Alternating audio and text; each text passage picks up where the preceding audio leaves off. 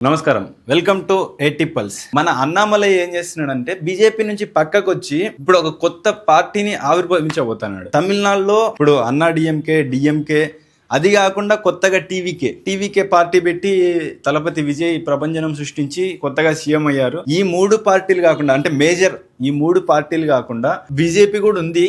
But దాంతో party ఇప్పుడు అన్నామలై కొత్తగా పార్టీ సృష్టించబోతున్నాడు. సో ఏం జరుగుతుందో చూద్దాం. అసలు అన్నామలై పార్టీ పెట్టేటప్పుడు ఆయన వ్యాఖ్యానించినవి ఏంటో మనం కొద్దిగా తెలుసుకుందాం.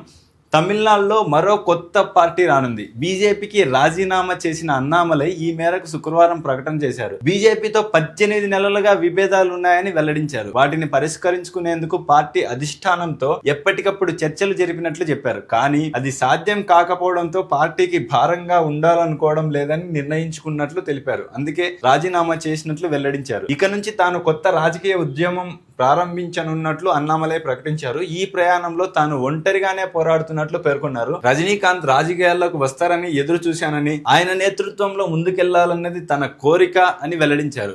తనని రాజకీయాల్లోకి రావాలని పిలిచింది కూడా రజనీకాంతే అని పేర్కొన్నారు. కానీ ఆయన పార్టీ పెట్టకపోవడంతోనే బీజేపీలో చేరినట్లు చెప్పారు.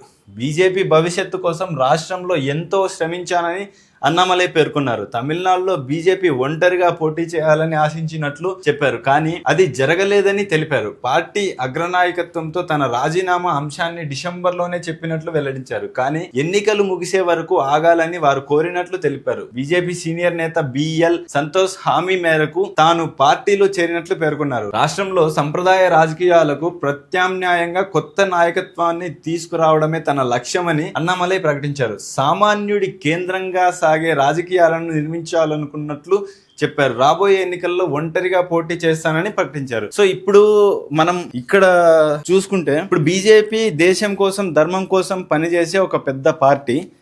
అండ్ బీజేపీ వచ్చిన నుంచి దేశంలో చాలా మార్పులు కూడా జరిగినాయి. కొద్దిగా మనం చూస్తున్నాం, ఇన్ఫ్రాస్ట్రక్చర్ కానీ లేకుంటే రైల్వే నెట్వర్క్ కానీ జీడిపి గ్రోత్ కానీ. సో మధ్యలో చాలా ఇబ్బందులు వచ్చాయి. కరోనా వచ్చింది, కొన్ని సంవత్సరాలు లాక్డౌన్ పడింది, and president war situation international ఇవన్నీ హ్యాండిల్ చేస్తుంది మన దేశంలో. ఎందుకంటే మన దేశంలో ఉన్న జనాభాకి బయట ప్రపంచంలో ఎక్కడ ఏం జరిగినా మన దేశం పైన ఖచ్చితంగా మన దేశంలో ఉండే మనం ఏదో ఒక విధంగా స్ట్రగుల్ అయ్యే ఛాన్స్ ఉంది. ఎగ్జాంపుల్గా చెప్పాలంటే ఇప్పుడు జరుగుతున్న వార్లో మన దేశంలో పెట్రోల్ రేట్లు పెరిగినాయి.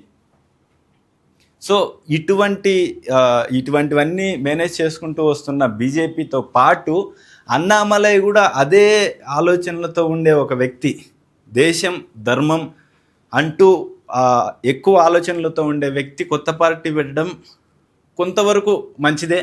ఎందుకంటే ఒకటే పార్టీ కాకుండా ఇంకో పార్టీ కూడా ఉంటే దేశం కోసం ధర్మం కోసం బెటర్ అని నా ఉద్దేశం. చూద్దాం. దానికి తోడు మన రజనీకాంత్ గారి గురించి మనకు తెలిసిందే. రజనీకాంత్ గారు వన్ ఆఫ్ ద బెస్ట్, అంటే హిందుత్వం గురించి మాట్లాడడానికి కానీ లేకుంటే ఆ హిందుత్వం మీద ఆయనకున్న ఆ భావం కానీ ఎంతో మంచిగా ఉంటుంది. సో అటువంటి వ్యక్తి కూడా అన్నామలై పార్టీ పెడితే ఇద్దరు కలిసి తమిళనాడు రాజకీయాలను మార్చబోయే ఛాన్స్ ఏమన్నా ఉందేమో చూద్దాం. ఎందుకంటే తమిళనాడులో బీజేపీ, మనం దేశవ్యాప్తంగా ఎంత పెద్ద పార్టీ అనుకున్నా తమిళనాడులో బీజేపీ చాలా తక్కువ సీట్స్ ఉంటాయి.